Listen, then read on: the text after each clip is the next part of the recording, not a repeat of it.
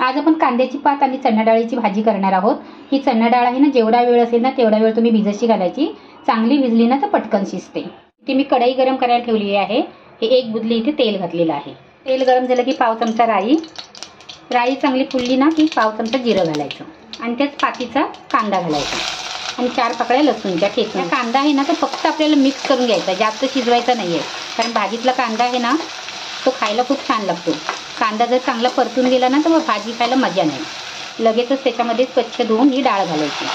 त्याच्यामध्ये मोठ्या मोठ्या कापून 2 हिरव्या मिरच्या घालायच्या, म्हणजे कोणाला जर मिरची आवडत नसेल ना तर तो काढून टाकेल। मिक्स करून घ्यायची आणि थोडंसं पाणी घालायचं। पाव चमचा मीठ घालायचं, मिक्स करायचं आणि झाकण ठेवायचं आणि डाळ शिजवून घ्यायची।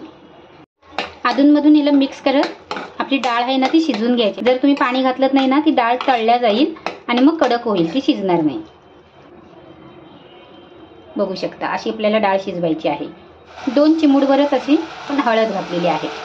छोटे 2 चमचे घरचा लाल मसाला आणि 1 टोमॅटो आधी घालायचा नाही। आधी टोमॅटो घातलात ना डाळ पटकन शिजत नाही। मग एखादा मिनिटभर याला परतून घ्यायचं आणि ही आपली कांद्याची पात घालायची। कांद्याची पात घातली ना की आपल्याला जास्त वेळ शिजवायचं नाहीये, चांगली मिक्स करून घ्यायची।